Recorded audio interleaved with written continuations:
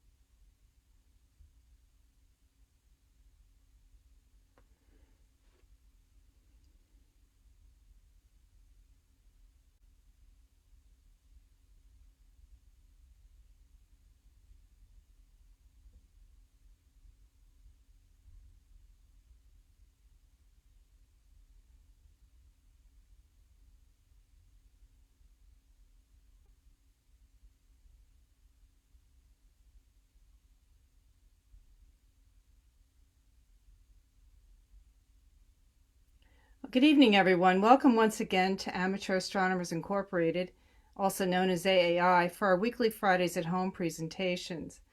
Now, as you might know, AAI makes its home at William Miller Sperry Observatory on the campus of Union County College in Cranford, New Jersey. But since the observatory is closed at this time, we are holding our weekly meetings online. Our presenter this evening is AAI member Max Watzke.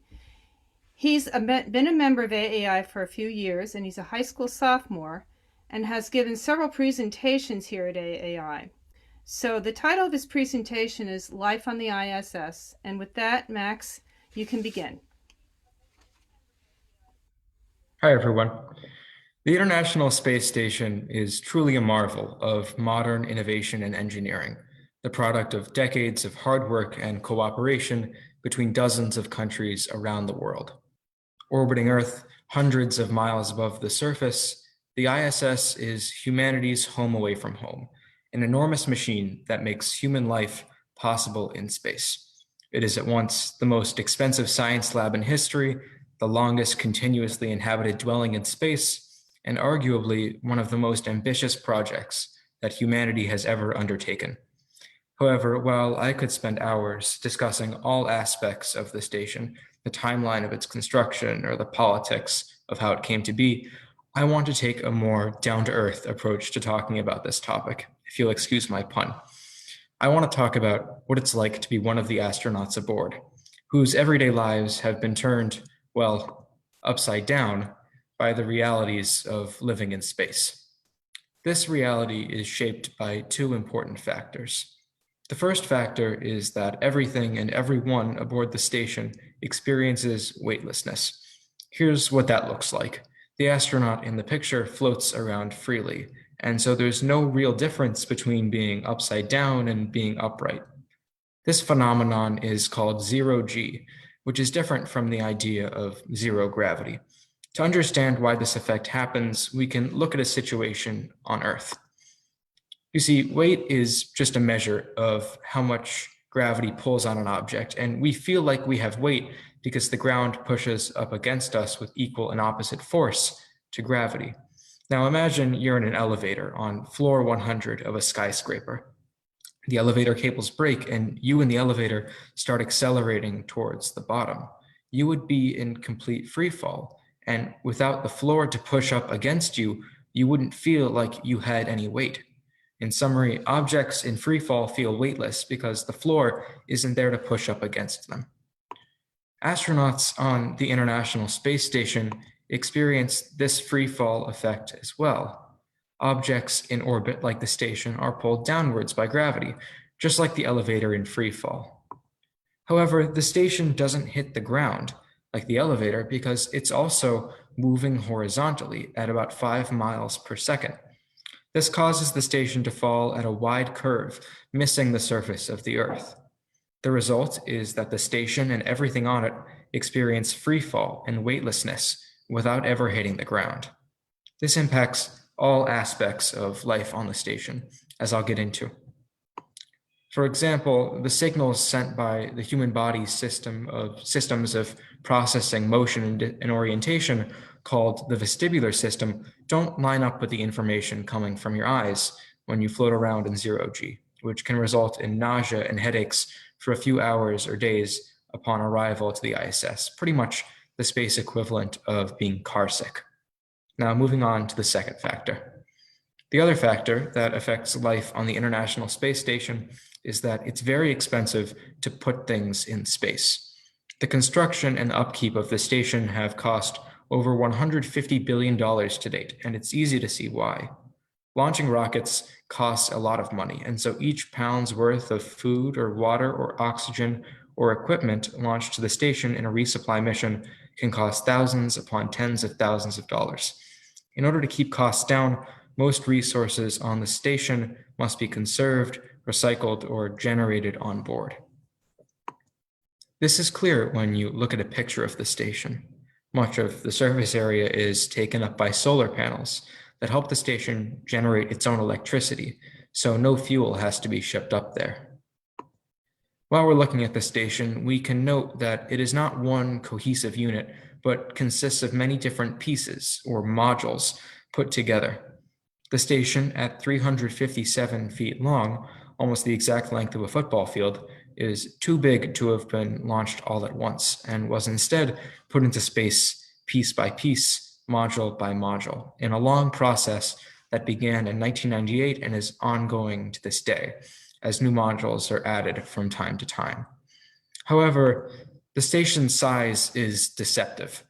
Astronauts really only live and work in this 60-foot long or so section of the station, made up of a few modules put together, which is pressurized and linked up to the life support mechanisms necessary to keep astronauts alive on the station. All in all, the space they have to live in is comparable to the size of an average suburban house, which many of us can attest to is not large enough when we're stuck inside for months at a time, as astronauts often are. However, all modules, whether or not astronauts live in them, have a purpose, and each contributes to how astronauts live on the station. For example, we can see a few docking ports on the outside of the ISS, which is where spacecraft carrying astronauts' supplies or a new module can link up with the station. We can also see a robotic arm built by the Canadian Space Agency called the Canadarm, which helps out with this docking process. Spacecraft are usually launched a day or two before docking, taking the time to align their orbits with the station and then making the slow and careful approach inch by inch towards the ISS. After arrival and docking, astronauts usually stay on the station for 3 to 6 months at a time before returning home, although some astronauts have been up on the station for as long as a year. The capsules that astronauts arrived in generally stay docked to the station until they can be used to carry astronauts and experiments back to Earth. Astronauts' times on the station are organized into 3 or 4 month-long expeditions, during each of which 6 or so astronauts occupy the station. For example, we're now on expedition number 64, which is unusual for having 7 astronauts currently aboard, 4 Americans, 2 Russians, and 1 Japanese astronaut. However, they didn't all come at once. Launch and return times of astronauts are staggered, so that there is always a continuous presence on the station. Okay, so the use of the docking ports is clearly apparent. However, other modules, while still important, fly under the radar at first glance. One of the most important modules is pretty tucked away. You can see the red arrow pointing to it. I'm talking about the service module of the station, which is called Zvezda, Russian for star, located at the back of the station from this perspective. Living space is tight on the station, and so most pressurized modules, like the service module, have multiple functions.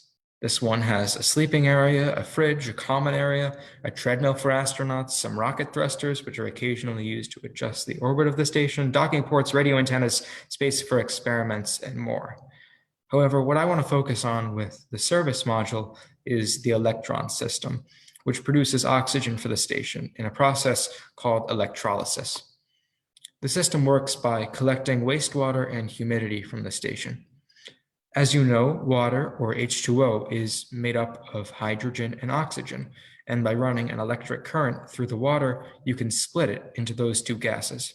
The hydrogen, which is explosive and flammable, is released out into space, while the oxygen is circulated throughout the station for astronauts to breathe. About 11 pounds are produced each day, which is enough oxygen for the kind of 6-person crew that the space station is meant to accommodate. However, not all of the wastewater is turned into oxygen. Much of it is recycled in the water recovery system, which is located in Tranquility, another module on the station. For reference, here's where Tranquility is, where that red arrow is pointing. It's hidden behind some other modules in the foreground, but you can imagine that it's right underneath where the arrow is pointing. This system had to be specially designed for the zero-G environment, because filtration systems on Earth usually use gravity to push water through. The water recovery system uses a series of vacuums and physical filters to extract as much as 85% of the water in sweat, humidity, and urine, which can then be reused. Recycling urine in particular is a little gross, I'll admit, but it means that much less fresh water has to be shipped to the station in resupply. However, while water can be recycled and oxygen can be produced on the station, food is a different story. You can't recycle it, and there's nowhere near enough space to grow food on the station, so all food has to be shipped up from Earth. Many considerations have to be made about the kinds of food that can be sent to the International Space Station and how this food can be sent. First, certain foods can't be sent up to the station because they're too crumbly.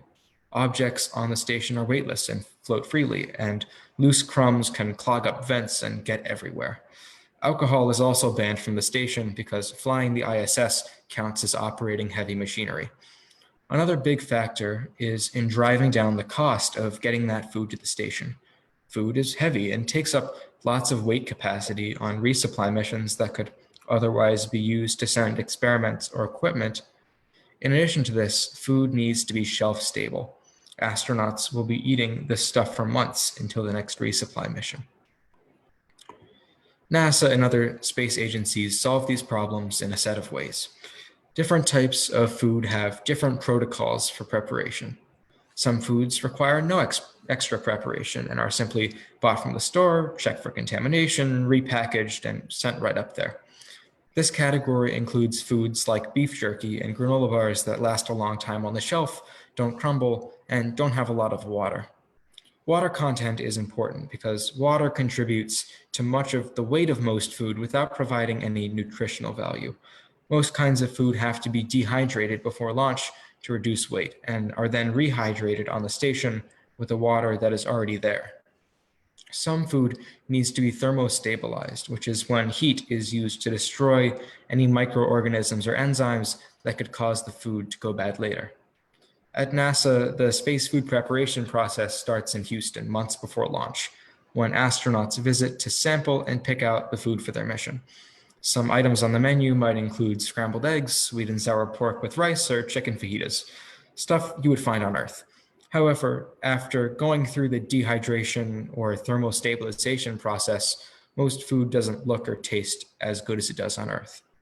Food is then launched to the station, either on a dedicated supply mission or with astronauts, and stored until it is ready to be dehydrated and prepared for consumption.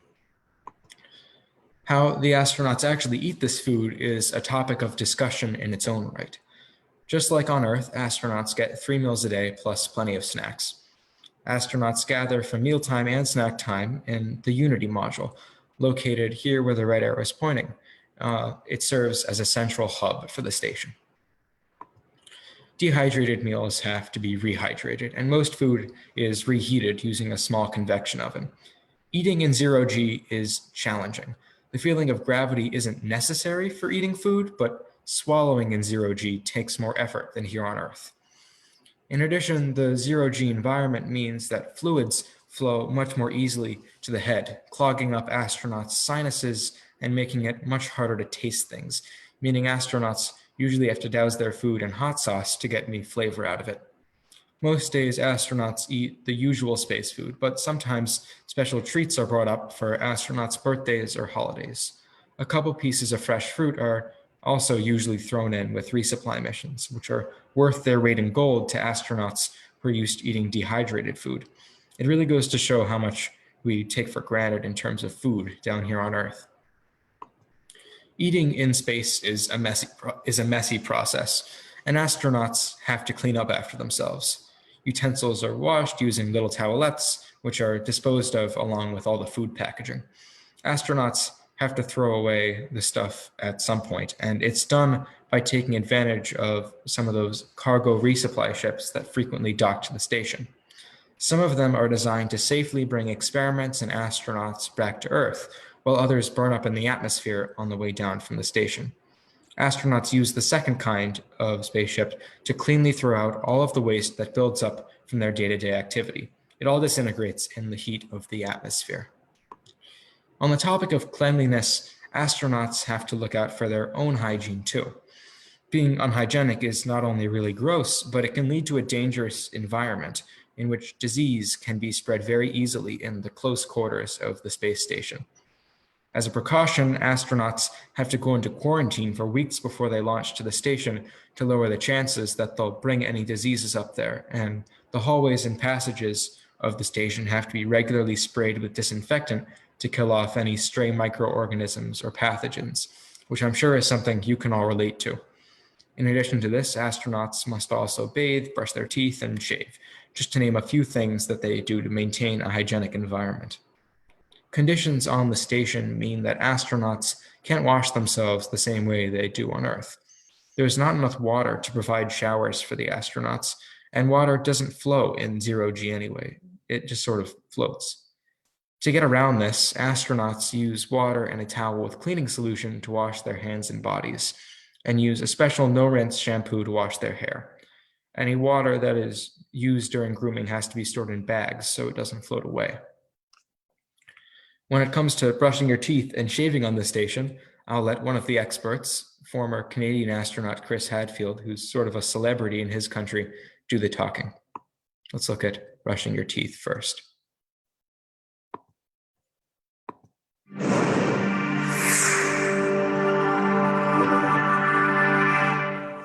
Techme from B-Town, Ontario asked, is it challenging to brush your teeth in space without getting toothpaste up your nose from weightlessness? Well, let's talk about how to brush your teeth in space. Standard toothbrush, nothing magical there. But we got a few different things. We don't have running water. You can't have a tap. You can't have a sink because water would flow everywhere. And so what do you do to wet your toothbrush, and where do you spit afterwards? Those are the big questions. So first, we just fill up a water bag with water. And this is what we're going to put on our toothpaste. So let me get a ball of water here. There's a nice ball of water floating on the end. Shut off the straw very carefully. Okay, and get my toothbrush wet. Toothbrushes soak up water nicely. So now I have a nice wet toothbrush. Good, so I'm partway there. Got my toothbrush wet. Now I just need to put some toothpaste on it and get cleaning my teeth. So I'm gonna suck the water off it because where else would it go? nice wet toothbrush, grab some toothpaste.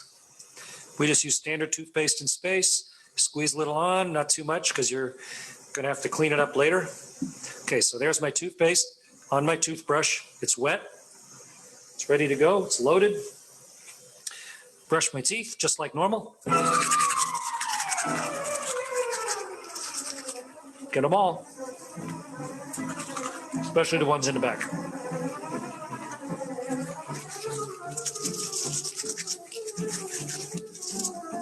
You should brush your teeth for about as long as you can sing happy birthday. That should be long enough.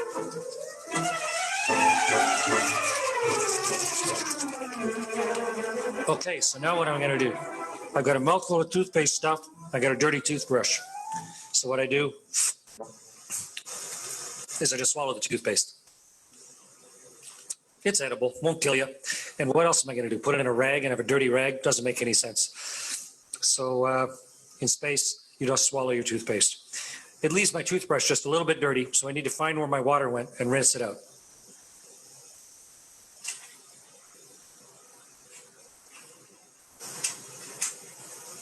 Fortunately, things are weightless, so things don't go too far. So here's my water again. So now I'll get a little water in my mouth.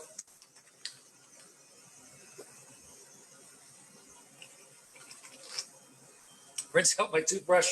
So I have a relatively clean, slightly damp toothbrush to put back in my toothbrush case. The toothpaste is hung back on the wall. We communally share one toothpaste tube, just like living in a dormitory, and I still have good water to drink.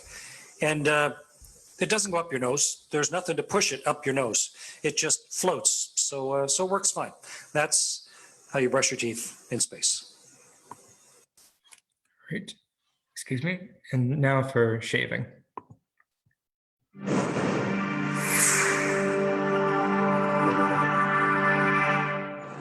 Shaving in space takes a little more care because your whiskers could float off and they'll end up, you'll breathe them and they'll get into the computers and everything. So you want to be careful. So we use special astronaut shaving cream, Astro Edge. Squirts on very carefully, nice and blue.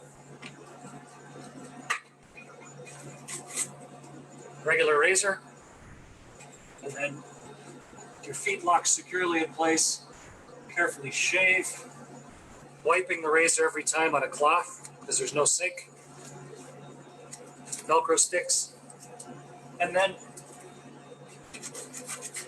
razor's away, clean yourself off, you're shaved. Mustache requires a little extra attention, have to use a vacuum cleaner.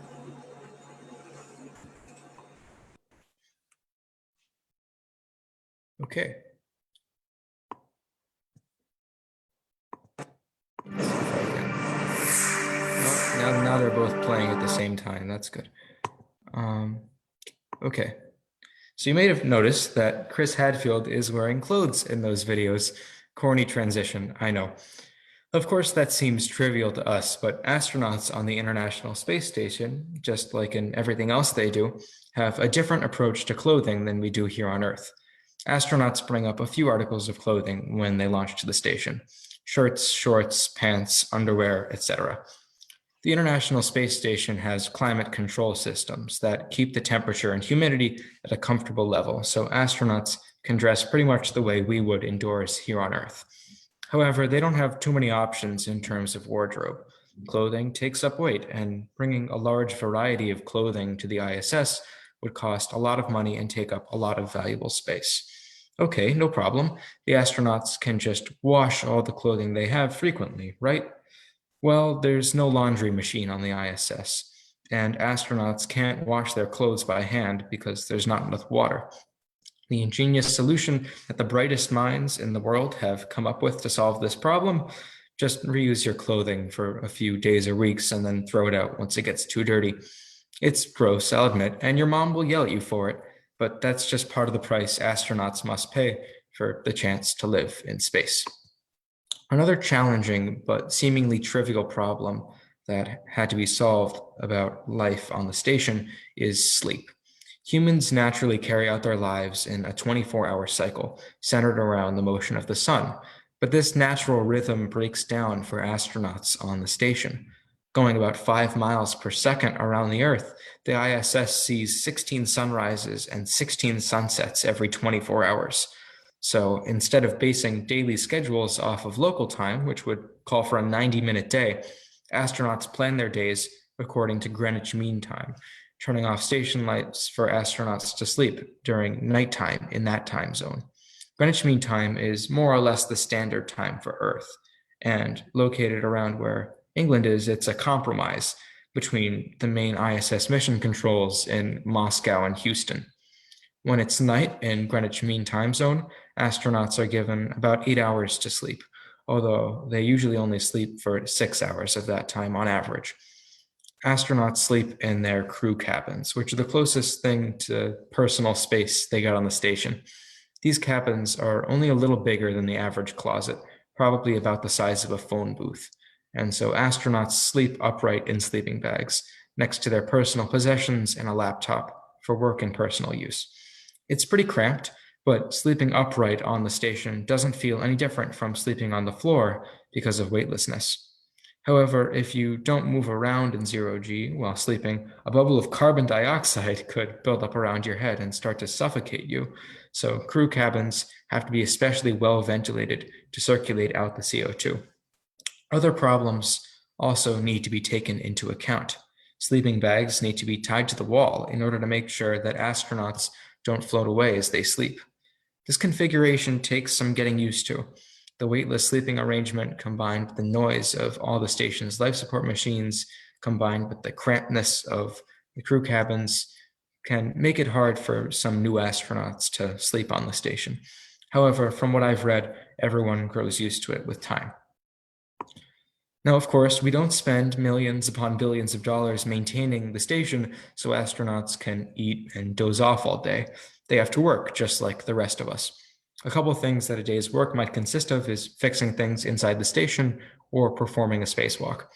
During these spacewalks, astronauts don bulky spacesuits to survive outside the station in the cold, pressureless, airless vacuum of space, staying tethered to the station the whole time to stop them from floating away. These spacewalks are carried out to perform maintenance on the outside of the station, replacing or repairing damaged or old equipment or installing new experiments. For example, on the last spacewalk that happened on November 18th, astronauts repositioned an experiment, moved an antenna, and began to decommission some parts from the early days of the station, just to name a few things they did. Astronauts' tasks on spacewalks would be relatively easy and simple on Earth, but floating around in the vacuum of space in a bulky suit makes work on a spacewalk much more difficult. A usual spacewalk can last between 4 and 7 hours to get this work done, although some have gone up to 9 hours of time outside the station. However, while spacewalks are flashy, most astronaut work time is spent maintaining and reporting on scientific experiments inside the station. These experiments mainly explore the effects of zero-G or other space conditions on all sorts of things from many different scientific disciplines, such as embryo development in mice or insulin crystal formation. Alternatively, observations of Earth from the ISS are used to study geological processes or even climate change. These experiments and studies have led to countless innovations and inventions that impact life for us here on Earth. If you're interested in learning about some more of them, NASA has published a 200-page book called ISS Benefits for Humanity, which documents these innovations. You can find a free PDF of the book on the NASA website, and I'll put a link to it in the chat after Q&A. However, according to former NASA Administrator Dan Golden, of all the innovations and contributions to human progress that the ISS has helped us make, the most valuable thing that we've learned from the station is the effect that living in space has on human health. In this way, the astronauts have themselves been experiments, providing important data and information on how life on the station affects them.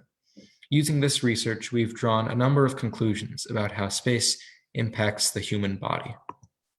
For one, the magnetic field around Earth usually protects us from radiation, but when you're hundreds of miles above the surface, you're not as protected. Astronauts on the station can receive much higher doses of harmful radiation than us on Earth, which NASA-backed studies have shown damage their lymphocytes, which are the cells that maintain the immune system, meaning it's easy for astronauts to get sick aboard the station if proper precautions aren't taken. In addition, this exposure to high amounts of radiation also increases the chances of developing different negative long-term health effects, such as cancer, cataracts, or Alzheimer's. However, the health effects of radiation are relatively small compared to those that result from the zero-G environment on the station. Even when you aren't active, certain muscles in your body are maintained by working against the force of gravity to maintain posture. Others, like the muscles in your back and legs, are used for the tasks of walking and standing up, which also work against the force of gravity. However, in a zero-G environment, these muscles don't get used anymore and can begin to rapidly decay. Astronauts can lose 20% of their muscle mass within just 1 or 2 weeks after arriving in a zero-gravity environment like the station. Your bones can start to deteriorate in a zero-G environment as well, and these two factors combined can make the return to Earth dangerous. If your bones and muscles are too weak upon your exit from the zero-G environment, your body might be unable to support itself properly. This is sort of the tip of the iceberg, though. That's just a few examples of the negative health effects of living aboard the ISS. To name a few more, alterations in DNA, increased blood clotting, and deterioration of vision have also been observed in astronauts who have returned from the ISS. In order to counteract the muscle and bone decay, astronauts are required to exercise for at least 2 hours per day. The ISS is equipped with 2 treadmills, as well as a weightlifting machine. Astronauts are attached to the exercise equipment with bungee cords to simulate the resistive force of gravity, which helps to mitigate the kinds of muscle and bone loss that would usually occur. Why don't I let Chris Hadfield show you how exercise is done on the station?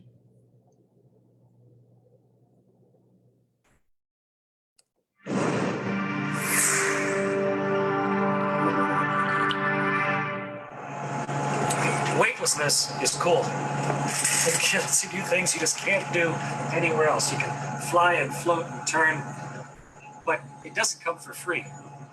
Without constant load on your body, you can get incredibly lazy. Your muscles will start dissolving. Your bones will start getting reabsorbed back into your body. So to stay strong, to go out on a spacewalk and fight the spacesuit, or so you're strong enough to walk around when you get home again, we have to exercise.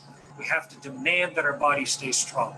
And we do that in various exercise equipment here on the space station, including T2, treadmill number 2, the Terminator, right here on the space station. Time to exercise.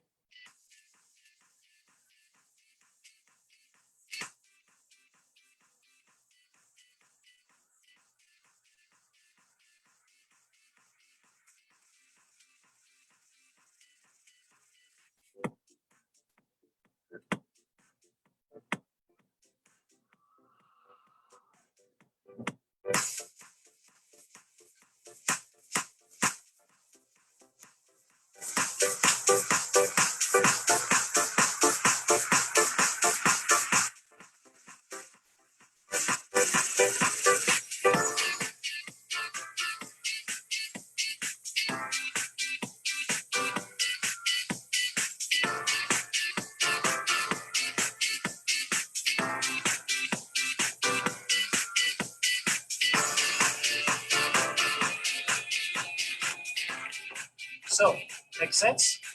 That's how we exercise in space, keeping ourselves strong and fit, and ready for whatever might happen. Bye. All right, I thought that was fun. All right, so at this point, we've covered oxygen, water, food, sleep, exercise, health, work. What am I ruining my joke? All right, we've covered oxygen, water, food, sleep, exercise, health, work. What am I missing here? Let's skip that one for now. All right, at this point, I think I've hit upon most of the hallmarks of daily life on the ISS. However, life on the station does not always go to plan, and there are a number of emergency procedures in place. Things go wrong or very wrong. There is always at least one astronaut with at least 40 hours worth of medical training aboard the station who is prepared to use the onboard first aid kit to deal with motion sickness, headaches, bumps, bruises, and some dental problems, to name a few medical problems that astronauts commonly experience. However, in the case of a severe medical emergency, like an infection, heart attack, or stroke, the station and its crew would not be equipped to deal with the problem. The risk of something like this happening is small. The health of the astronauts are constantly being monitored back on the ground, but there's still a possibility of something like this happening nonetheless. In the case of a medical emergency, astronauts would take control of one of the spacecraft, dock to the station to make an emergency return to Earth in a matter of a few hours. One emergency that is particularly dangerous is the possibility of a fire.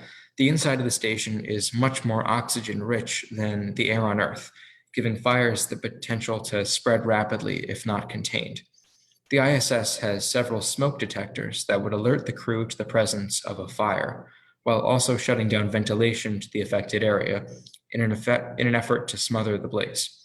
The crew are also equipped with zero-G graded fire extinguishers to deal with the threat if necessary. Another dangerous threat to the crew on the station is if the walls of the pressurized section are punctured by space debris or a tiny meteoroid. Ground controllers can identify and move the station around large objects, and the station is padded with multi-layered shielding to prevent a puncture from smaller objects. However, there is still a risk that an object could strike the station, opening a hole and releasing precious oxygen and pressure into the vacuum of space. In the case of a small puncture, the first priority would be to ensure crew safety. An alarm would go off to alert the crew to the depressurization of the station. The astronauts would then meet to contact mission control and determine how long they would have until pressure got dangerously low. If they didn't have enough time, they would take control of one of the docked spacecraft for an emergency evacuation to Earth. Otherwise, astronauts would then close off the hatches to different sections of the station to determine the location of the leak and isolate it. Then the astronauts and mission control would try to come up with a way to fix the leak using repair equipment on the station. This would usually be successful, but if the leak couldn't be patched, the astronauts would evacuate the station. While scenarios like these are scary, it's important to note that they are all highly unlikely because of precautions taken by the designers of the station, ground control, and the crew. They are possibilities nonetheless. Now that I've talked about these different parts of living on the station, including what is done in emergency situations, let's go over a standard daily schedule for astronauts aboard. Here's one schedule I found from May 2011. At 6 a.m. Greenwich Mean Time, astronauts wake up. They are then given an hour and a half to get ready for the day. That means cleaning up, eating breakfast, reading the news, or reading messages that had been sent overnight. Then at 7:30 a.m., astronauts gather together for a daily planning conference with the mission controls of several space agencies around the world. Then astronauts review the day's procedures and prepare for work. At 8:15 a.m., astronauts start their workday. This could consist of exercise, recording educational videos, or doing PR activities, performing maintenance, conducting a spacewalk, or working on science experiments. At 1 p.m., astronauts again gather for lunch before resuming work at 2 p.m. Then at 6:15 p.m., astronauts again gather to review the day's activities and prepare for the next day's work before another planning conference at 7:05 p.m. At 7:30 p.m., astronauts are granted 2 hours of downtime before bed. This is used for dinner, relaxing, video chatting with friends or family back on Earth, or using the internet. Some astronauts who are currently on the station have Twitter and Facebook and regularly post there, although the material they put up on the internet all goes through their nation's space agency first. They might also spend some of this time in the cupola module of the ISS, which is basically a giant 180-degree window, which faces down towards the Earth. Its technical use is to monitor that Canadian robot arm I mentioned earlier, but astronauts frequently visit it just to take in the view. It's easy to see why, since the view from the International Space Station looks like this, or this, or this, or this, or this.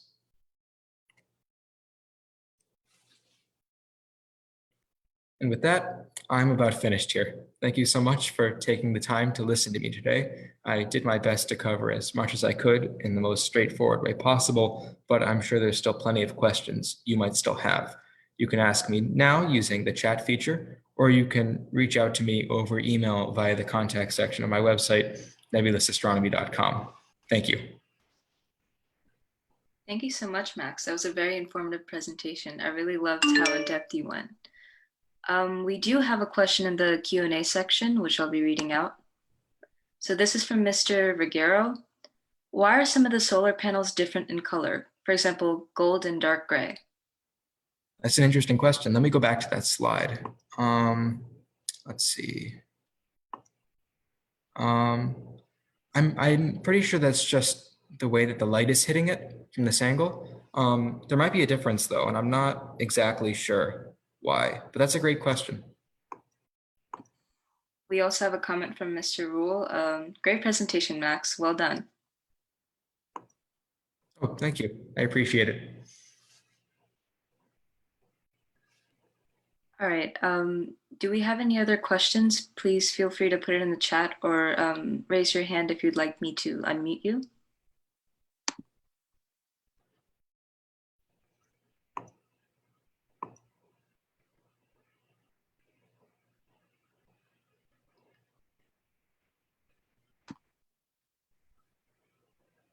All right, I've enabled.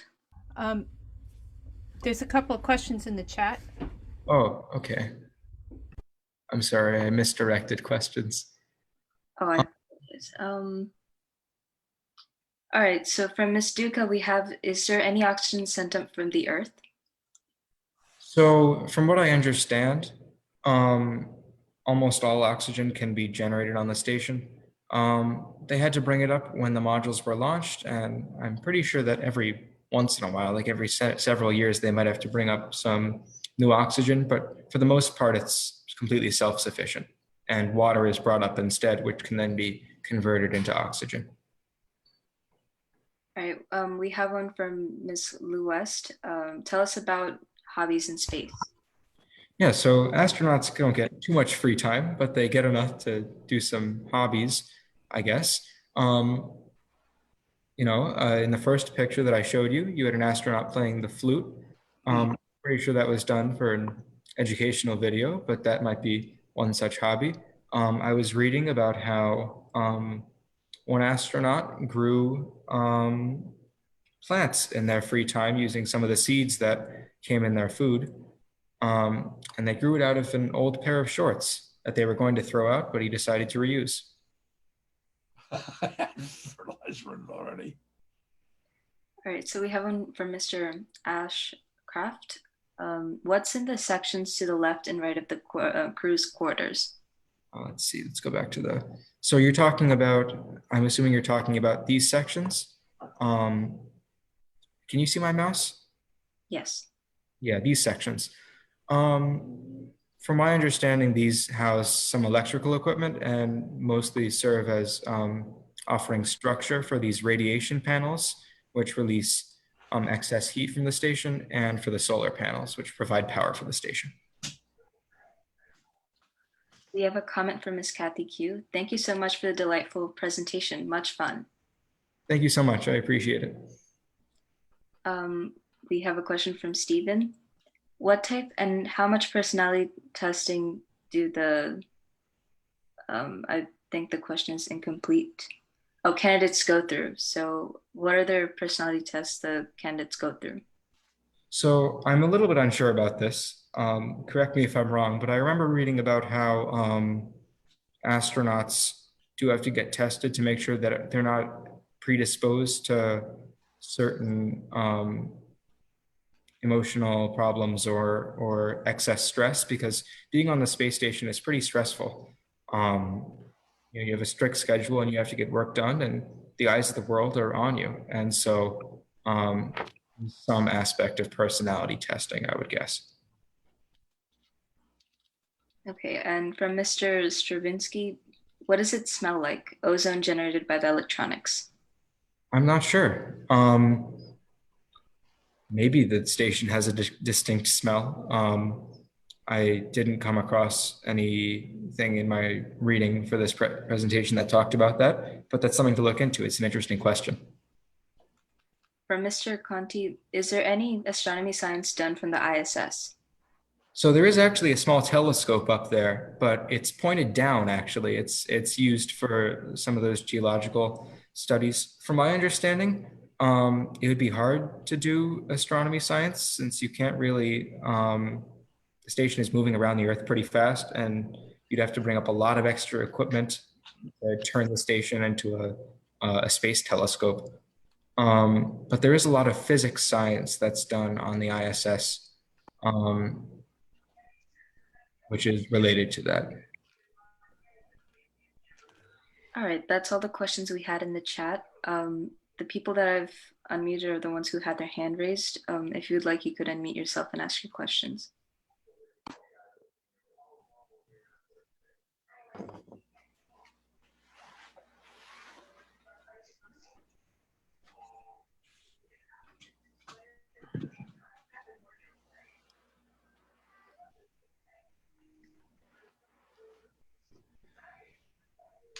Are there any more questions?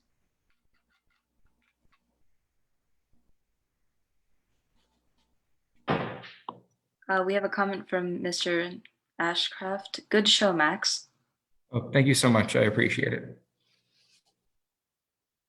All right. I don't think there's any more questions, so we'll be going off live. Okay, Ananya, just wrap it up, okay? Thank you, Max. That was great. It was extremely informative. A lot of interesting information about living on the ISS. So I just want to remind everybody, you can join us every Friday night at 8 p.m. online. We usually do these presentations on Facebook also. Just a reminder, our presentation next week is a virtual star party that's going to be given by Bobby Marinoff. It should be live observing of the night sky from down in Texas. So thank you for joining us tonight, and I'm wishing everyone clear skies. We do have one more question from Mr. Rule. Are there any planned updates for the ISS? So I'm not sure. Most of the construction on the station was done in the early 2000s, and sometimes new experiments are brought up there. In fact, that happens pretty frequently. But I don't know right now of any plans to make any major expansions to the station. There might be plans. I'm just not sure about them. All right. We do have one comment from T Sharpman. There is in fact a new module that is heading there soon called Noka. Oh, wow, that's really interesting. I'll have to look into that. Thank you so much for letting me know. Yeah. All right. Thank you, everyone. We'll be going off live right now.